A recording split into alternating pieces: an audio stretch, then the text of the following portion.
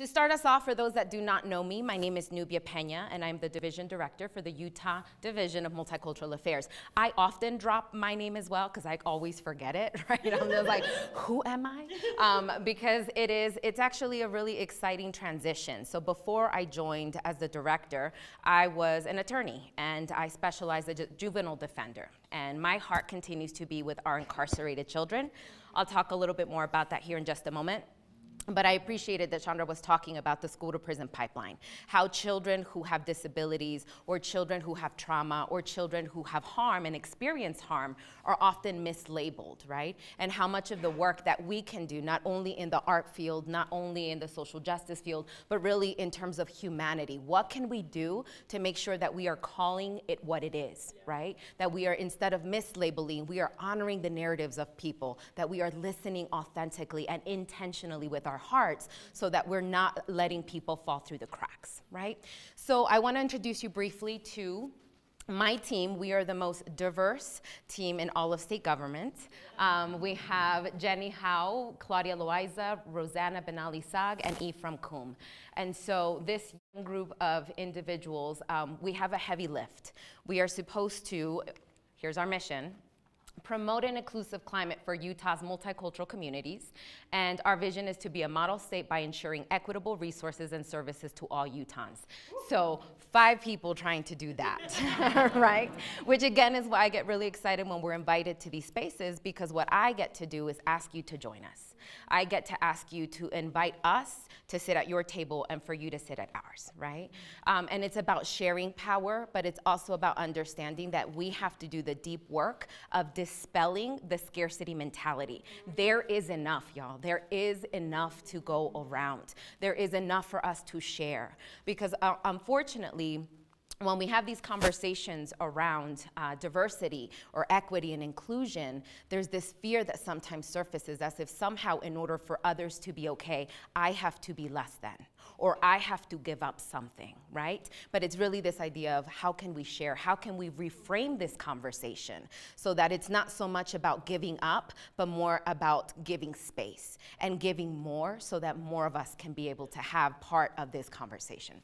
So a little bit about our division. I wanted to introduce you to who we are and what we're doing. We now have 3 pillars that we have rebranded. So I'm fairly new in my capacity. I was just appointed by the governor back in July of 2019. So this is like my 7 months in my position, right? Yes, yes, yes.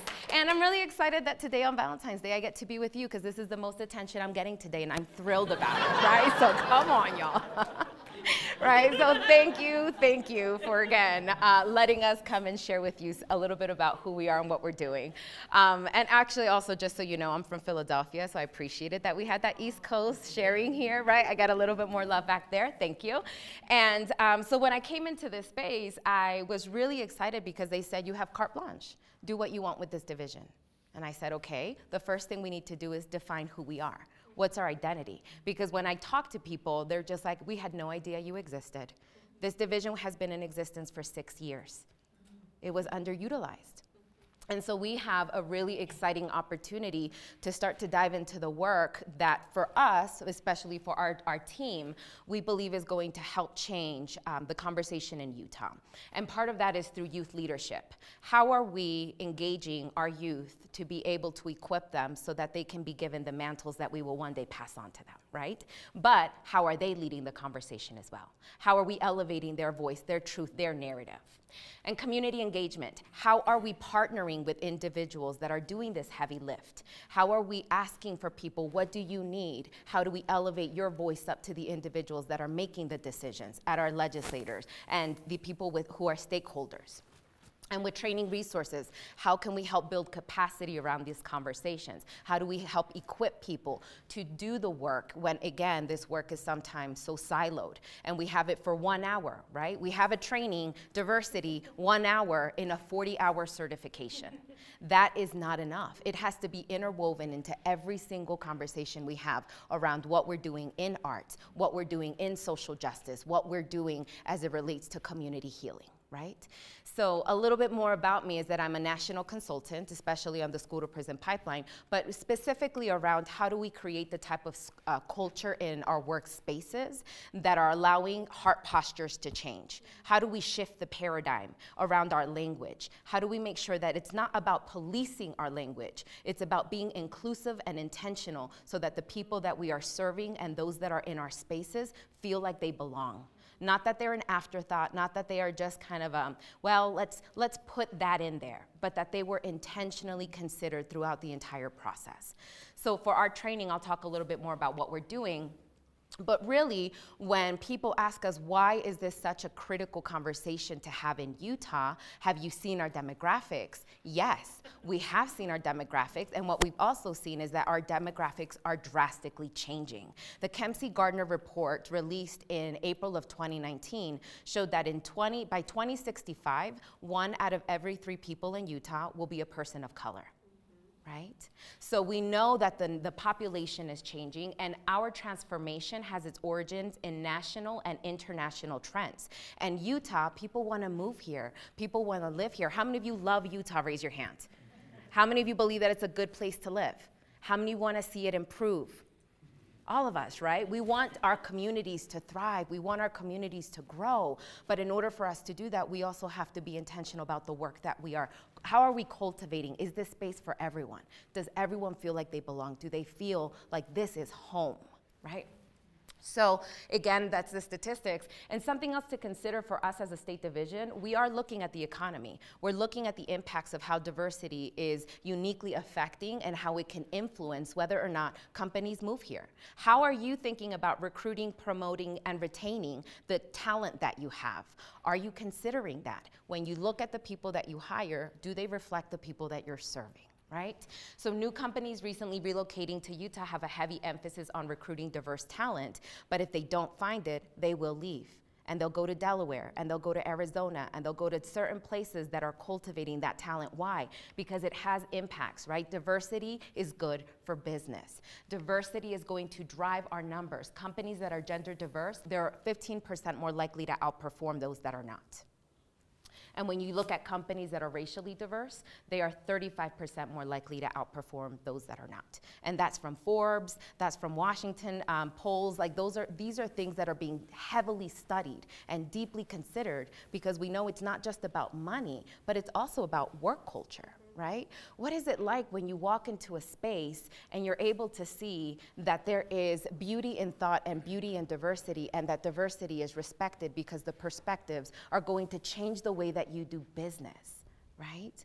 This is exciting because I know that in having conversations with people like Eva from Sundance, their institute is heavily diving into this work and asking the hard questions. How do we do better? Right? Because it's not so much about, again, the check boxes that Chandra was talking about. This is about how can we do more for the people that have been historically underrepresented, who have been historically and systemically minoritized. They are not minority people. They are not less than. They have been systemically, right? They have been institutionally placed in positions where they have not had an opportunity to be elevated. And how are we as leaders being able to change that narrative, to challenge that narrative? So if we do not dive into this work, what happens is that our community will not be prepared to support the type of changes that our community is undergoing. So our children are increasingly diverse. They are more than two races, right? So when you see the families that are coming up in Utah, you notice that there is a change. And so by 2065, the children that are growing up right now, those are the children that are going to be the leaders and the CEOs and the teachers and the educators and the artists and right? So those are the people that we want to start having the conversations with right now that encourage them to think about inclusivity, about belonging, about welcoming, right? So we also have to think beyond just the checkbox and beyond just inclusion. What is it when we as individuals invested in this work understand that we are multifaceted? that we are not just women, not just men, not just non-binary or transgender, but that we're also faith-based, or that we're also from low socioeconomics or from high socioeconomics, that there's all of these parts to us. I want you to consider for just a moment, if you were to go to an agency where you needed help, and they only wanted to consider you because of your gender, would you feel that that agency is thinking about you holistically? Yes or no? No, because there might be other questions, right? That's the equity conversation that we're talking about. Do they see you fully? Do they see you wholly? Do they understand that your needs might be different than the person who walks in before or after you?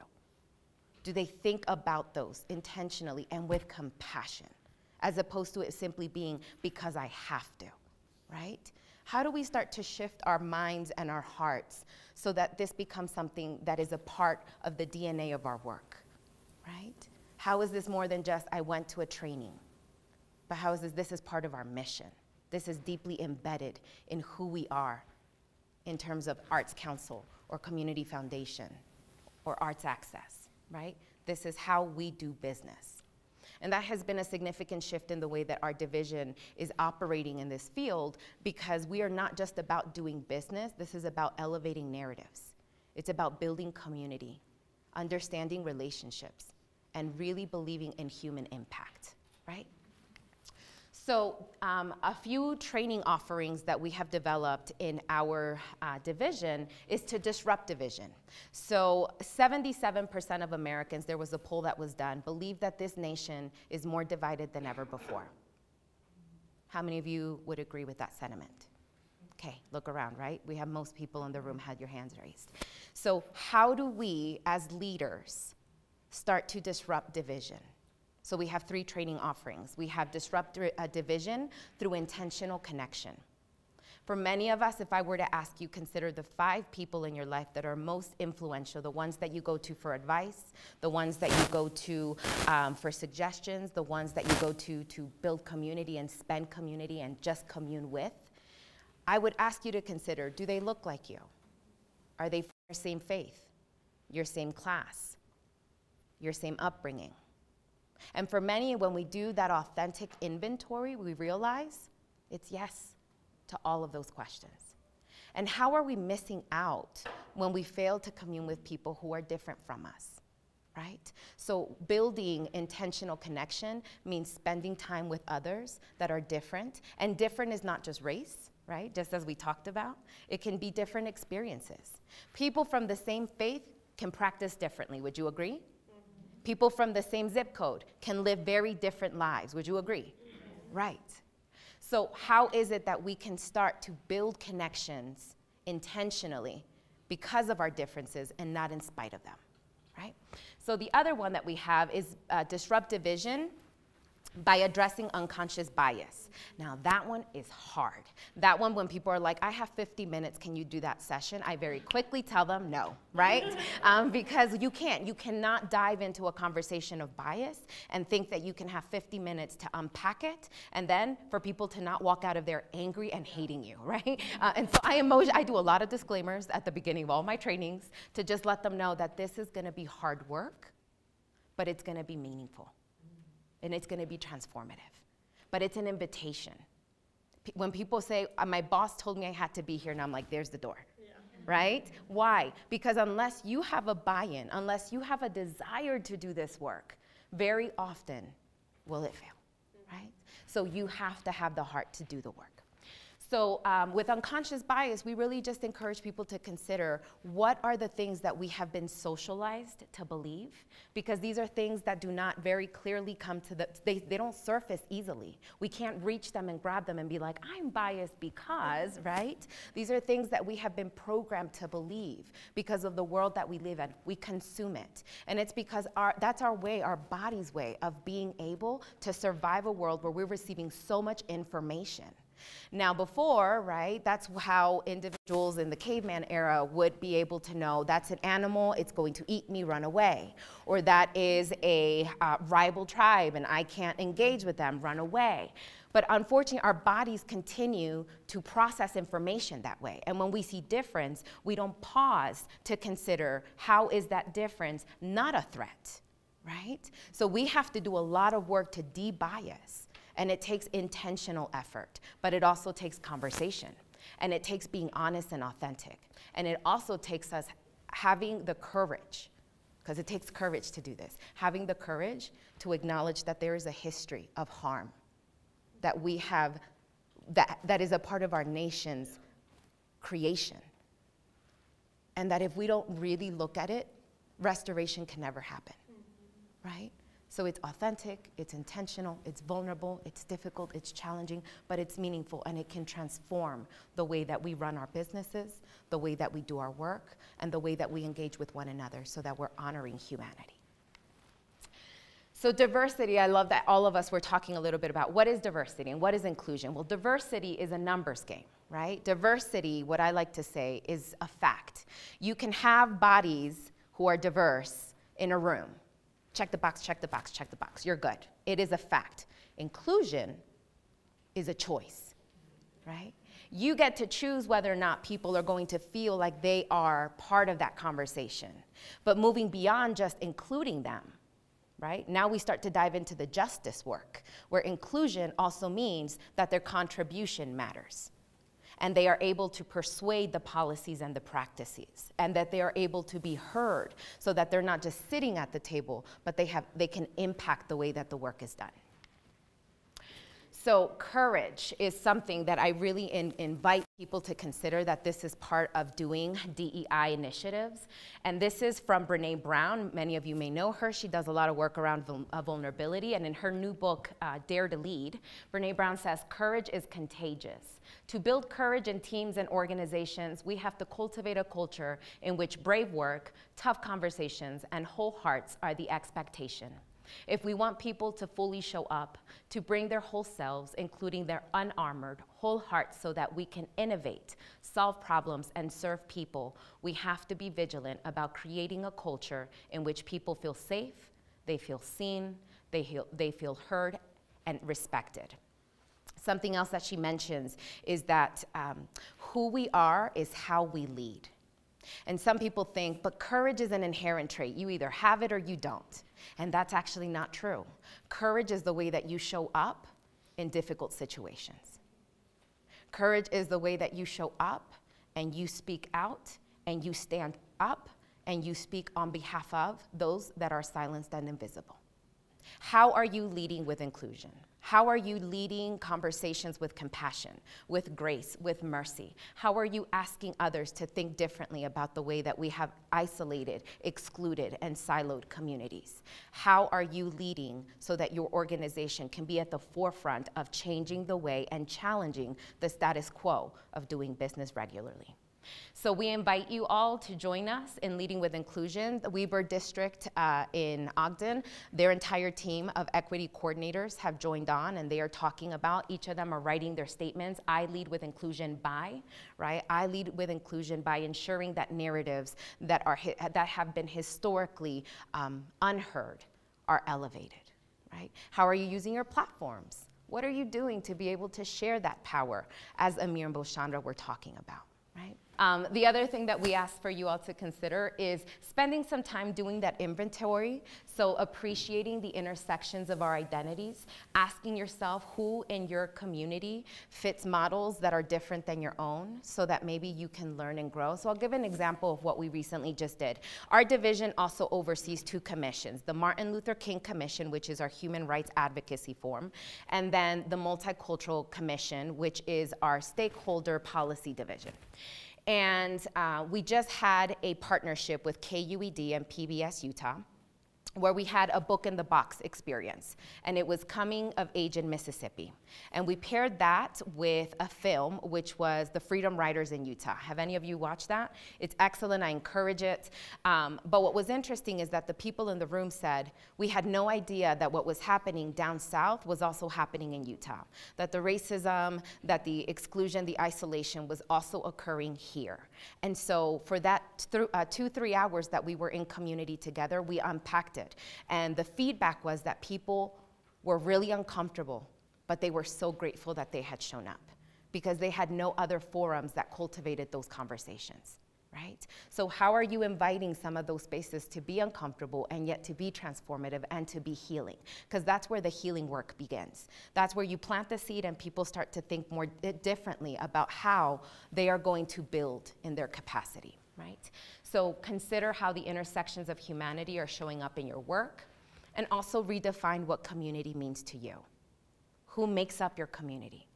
Who are the people that, again, you trust and that you share and break bread with, that you pray with, that you honor people with? Who are they? So when the very first week of me coming into the division, I walked into our office and none of the art reflected us. None of the art reflected multicultural communities. So I had this piece commissioned, and it was by Tracy Williams, Pacific Islander artist in our community, who is exceptional and brilliant and bold, and not readily known in some of the fields that we might frequent, right? And so we found her art, we really loved it, and we asked her, we want something that as people walk in, and this thing is huge, it's literally the size of this, right? When people walk in, they know who we are and what we stand for. And she was like, well, tell me some words. And I'm like, unity. That's the very first thing that comes to mind. We want to show that our community is unified, the diverse community comes together, and that the work, even though it's heavy, it can be lifted by many. Right? So that was really supposed to be reflective of who we are. But what's exciting is that we're now also making sure that we're building access and avenues. So Tracy Williams yesterday started a 5-day process and project building bridges of art and healing with incarcerated youth. And so we brought 6 partners to the table who are funding this initiative. And for the next 5 days, children who are at the Salt Lake Valley Detention Center will be able to do graffiti art that represents and resonates and encourages them to stay motivated. Right? So what's exciting is that she had conversations. She didn't come in and create the art herself. What she did is she had conversations with each and every single one of the children, and they all created the idea. And it's going to be 3 gigantic walls where they are going to be able to write their narrative, and it's a legacy impact. And it's going to be able to be a story where they say, this is what it means to me to be a leader. This is what it means to be a part of this community. And so we're inviting us to, again, as Amir was saying, transfer power, share power, but make sure that we're asking the communities who are impacted, what do they need? How will this impact them? How will they be represented and reflected in the story that is told? And how do we share our platforms so that our community can really begin to heal? So I'd love to open it up to questions, but I'll transition it over to Jocelyn here in just a moment. That's my information if there's anything else outside of this. Thank you.